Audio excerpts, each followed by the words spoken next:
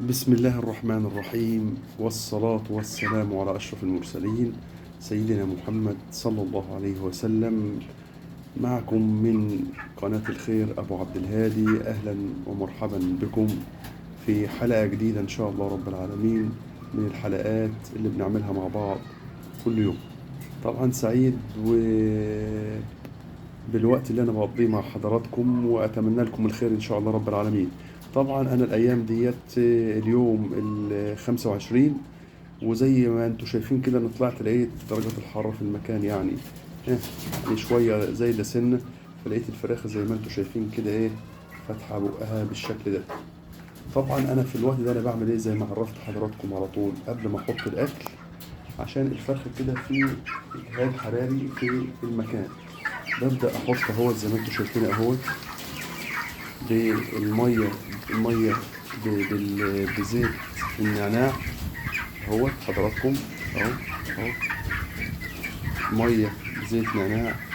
بيبدأ الفرخ درجة حرارة جسمه تنزل ويبقى كويس إن شاء الله رب العالمين بالطريقة دي. هي كل البطارية بحاول أجيب كل البطارية اهوت اهوت اهوت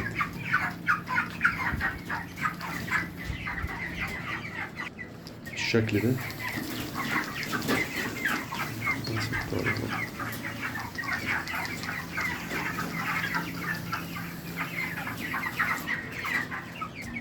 بالشكل ده يا جماعة إن شاء الله.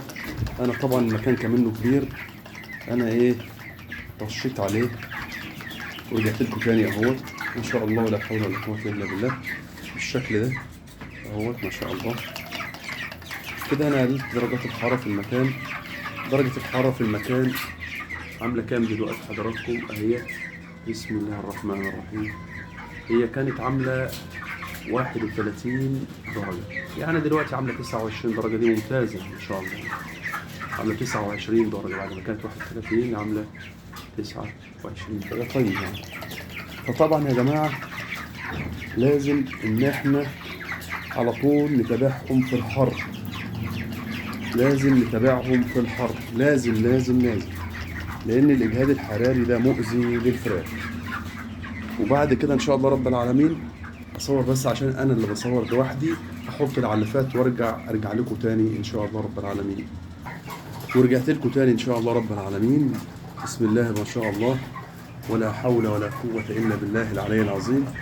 هو يا أحباب بفضل الله طبعا أنا خفضت درجة الحرارة بتاع الجسم بتاع الطائر الأول، وبعدين زائد إن المروحة شغالة في المكان مرطبة المكان، وبالشكل دوت حطيت لهم الأكل. واخدين بال حضراتكم بالطريقة اللي انتوا شايفينها دي ما شاء الله ولا حول ولا قوة إلا بالله.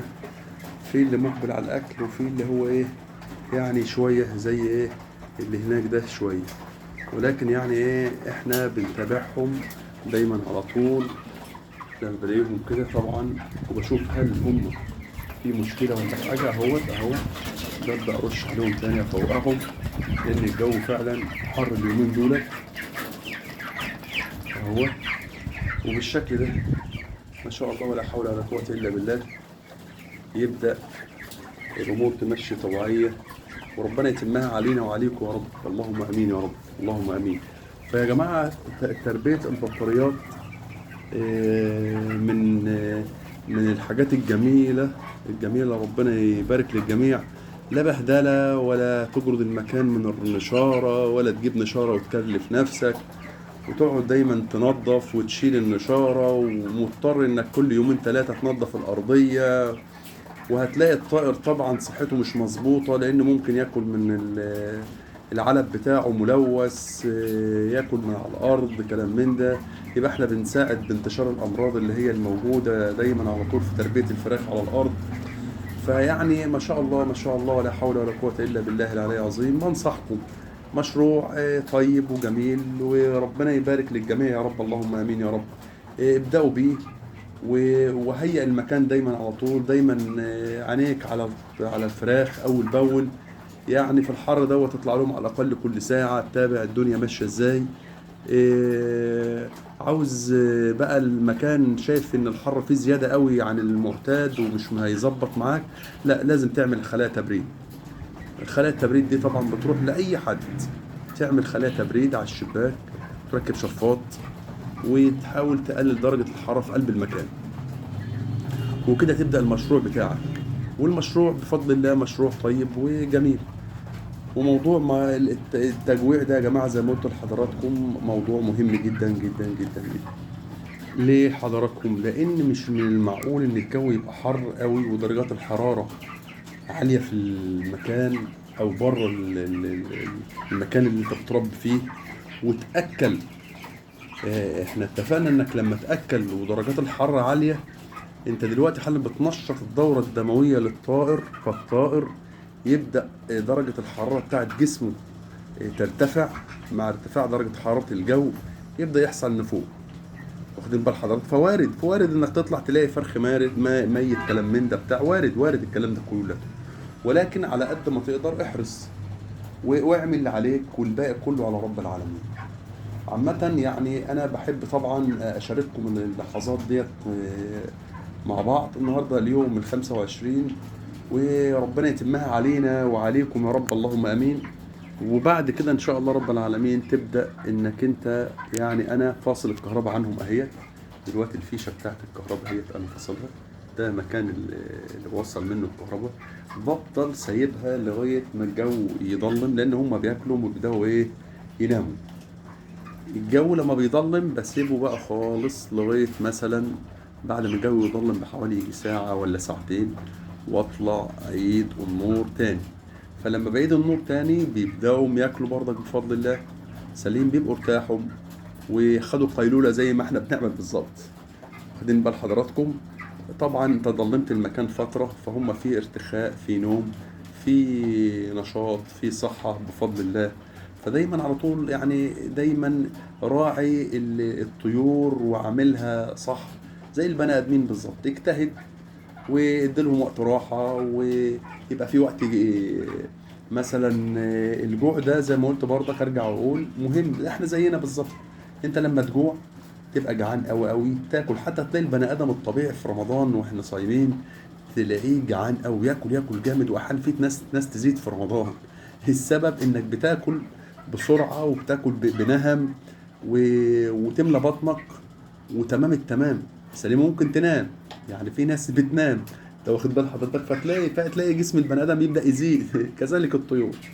فاحنا يعني بفضل الله حاول دايما على طول تعمل برنامج التجويع ده. وسبق في حلقات سابقة انا قلت عنه ازاي بنجوع الطيور من عمر 12 يوم لغاية نهاية الدورة بفضل الله. فيعني دايما على طول تابع، وربنا يرزقنا ويرزقكم. طبعا سعيد بالوقت الطيب اللي بقضيه معاكم. وما تنسوش الاشتراك في القناة واللايك الجميل بتاعكم، بتشجعوني ان انا استمر في الحلقات. واليومين دولت في الحر يا جماعة انا بستخدم السيفا مول زي ما قلت لحضراتكم. السيفا مول انا شغال بيه، السيفا مول انا شغال بيه اليومين دولت.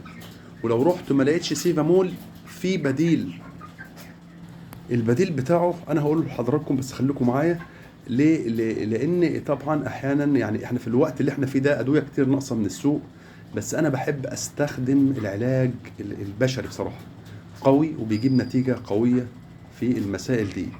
فانا انزل اسال على السيفامول ما الاقيش سيفامول، لان السيفامول فيه فيتامين سي وفيه باراستامول. الباراستامول ده اللي بيخفض درجه حراره الطائر. يعني انتوا تلاحظوا حضراتكم بعد ما الفراخ كلت وكانوا بينهجوا حالا مفيش نهجان والجو تمام التمام، لان انا غرقتهم ميه. بمعنى كلمه غرقتهم ميه، ما تقلقش من الموضوع دوت. وبداوا هم شوف بداوا يناموا، واخد بال حضرتك؟ فدايما على طول اليوم اللي هيبقى فيه حر يا احباب دايما على طول تابع المساله دي. تطلع بالبخاخ وتحط لهم سيفامون في قلب الميه زي ما قلت لكم من بعد الساعه 1 او 2 بالليل، واخدين بال حضراتكم. وبالنهار تدي رافع مناعه، اي رافع مناعه زي ما قلت قبل كده. فيا احباب انا ان شاء الله رب العالمين بدي بدايل كتيره، وانا هقولها ان شاء الله رب العالمين. خليكم معايا، انتم منوريني وسعيد والله انكم معايا دايما. وربنا يرزقنا ويرزقكم يا رب ويوسع عليكم وعلينا، اللهم امين يا رب العالمين. انتوا واخدين بال حضراتكم؟ تهتم بالحاجه ربنا سبحانه وتعالى هيعطيك. حاول دايما على طول في اهتمام، تطلع على طول كل شويه تبص في قلب على الفراخ. طلع الصبح وانت بتنظف تبص في قلب الدرج بتاعهم، في اعزكم الله مثلا سبله مش مظبوطه او كلام من ده وبتاع، تبقى انت عارف الطائر فيه ايه كلام من ده كده يعني. وانا يا جماعه انا امبارح حصل ظرف كده برضك احب احكيه لكم. لقيت فيه فرخ واقف كده وكاشش كده ومش مظبوط، واخدين بال حضراتكم. انا قمت جاي عامل ايه؟ لان ده قلت اكيد دي في حاجه معويه في قلب معدته، مش عاوز ياكل ونفسه مسدود على الاكل. قمت جاي جايب نص سنتي فلاجيل. طبعا انتوا عارفين الفلاجيل البشري، الفلاجيل البشري بتاعنا اهو يا جماعه، هو ده الفلاجيل البشري، فلاجيل اهو، فلاجيل بشري من الصيدليه. واخد بال حضرتك، جبت نص سنتي وحطيت عليه حوالي يجي 2 سنتي ميه، وبدات اسقيه للفرخ، وحطيت له شويه اكل وعزلته لوحده. تاني يوم بفضل الله انا حطيته في وسط الطيور، مش عارف هو فين، هو بتاع هو انه اساسا يعني. فالفلاجيل برضك جميل وقوي. انا بحط فلاجيل مثلا على اللتر، بحط على اللتر 3 سم فلاجيل، واخدين بال حضراتكم، من 3 ل 4 سم فلاجيل. وده بيبقى مطهر معوي جميل جميل جميل جميل جميل جدا جدا جدا يا جماعه، واخدين بال حضراتكم. انا بعمله يعني، انا مثلا قمت جاي النهارده الصبح يعني حوالي الساعه 12 كده، بدل ما احط رافع مناعه قمت جاي حاطط فلاجيل للكل. هينظف المصران بتاعهم، وهينظف المعده، وهيخلي الطائر فايق وكويس وتمام التمام فل الفل. يعني انا بحب اشتغل ب ادويه بشريه. البشري بيبقى قوي عن البيطري، لان في ادويه بيطريه للاسف بتبقى مش قويه وبتبقى مضروبه يعني، للاسف الشديد، واخدين بال حضراتكم. فمهم برضك انك انت تاخد بالك من حاجه زي ديت. الحاجه بقى اللي انا عاوز اقولها لكم ان شاء الله رب العالمين، البديل بتاع السيفامول. البديل بتاع السيفامول احنا عاوزين حاجه فيها فيتامين سي، وحاجه فيها ايه؟ ها معايا؟ ايوه، باراستامول. باراستامول ده هيقلل من درجه حراره، بيخفض درجه الحراره. خدوا بال حضراتكم اللي انا بستعمله البديل، بستعمل حاجتين دولت. في هنا فيتاسيد جيم دوت، ده فيتامين سي، فيتاسيد ده بطعم البرتقال. وبحط حبايه سيتال، ده سيتال حتى هتلاقيه مكتوب في ايه؟ باراستامول، باراستامول 500، واخدين بال حضراتكم. بحط حبايه على ال4 لتر، وبحط قرص على ال4 لتر فيتاسيد، واخدين بال حضراتكم. نفس برضك المقدار بتاع ايه لما بتحط السيفامول. فطبعا الافكار بتجري معايا يا جماعه، فعذرا والله، انا بحاول على قد ما اقدر يعني ايه امسك الافكار.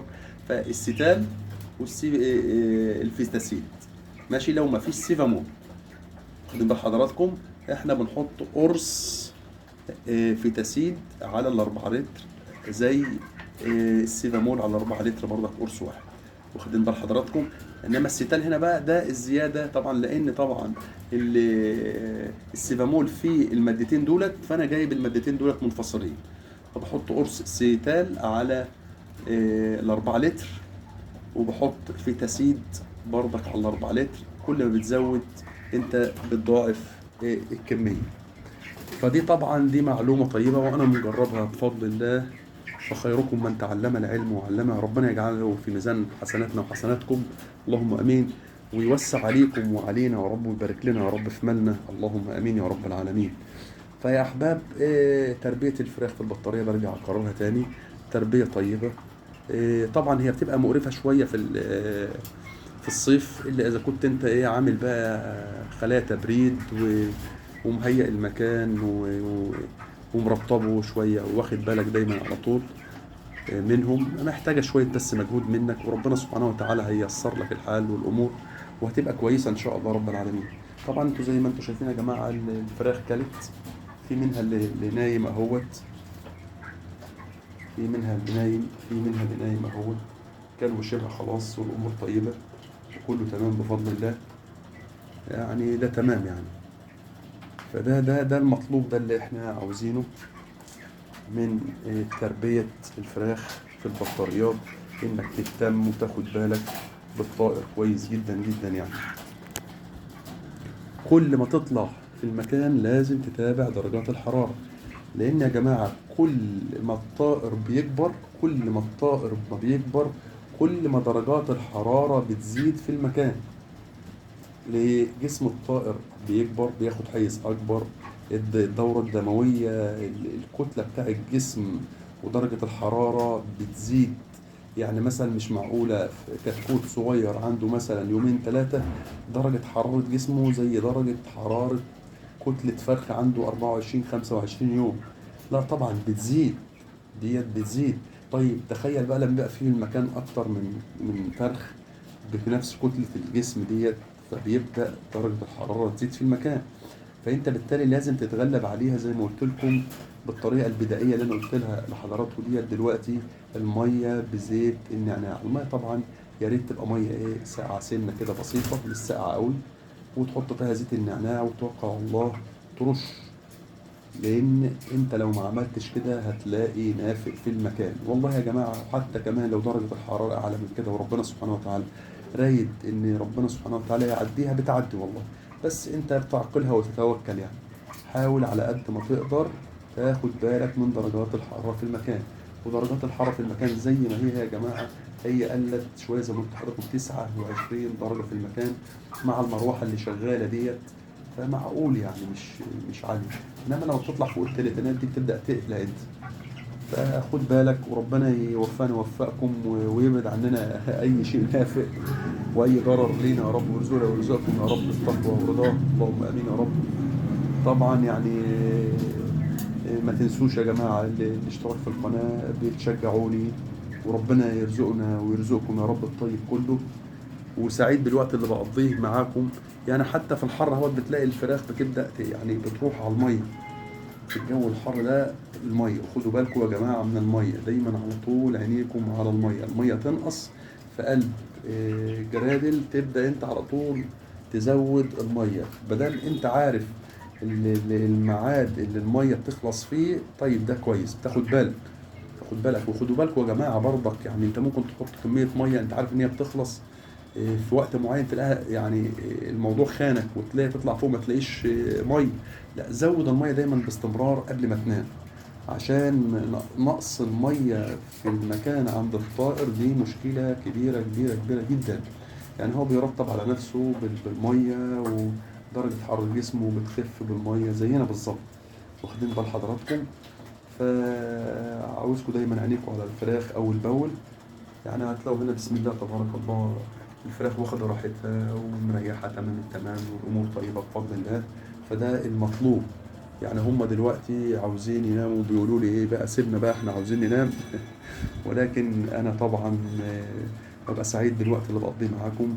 نصلي على النبي صلى الله عليه وسلم ونقول بسم الله ما شاء الله ولا حول ولا قوة إلا بالله العلي العظيم. ربنا يبارك لنا ويبارك لكم. ما تنسوش تصلوا على سيدنا النبي محمد صلى الله عليه وسلم، وتبعتم كومنتات جميلة كده مكتوب فيها اللهم صل وسلم وبارك على أشرف الخلق سيدنا محمد. وجزاكم الله ألف خير. تحياتي من كل قلبي، أتمنى لكم التوفيق ووسع علينا وعليكم يا رب، اللهم امين. كان معاكم من قناة الخير ابو عبد الهادي، وتحياتي ليكم وان شاء الله رب العالمين الى حلقة قادمة باذن الله. والسلام عليكم ورحمة الله وبركاته.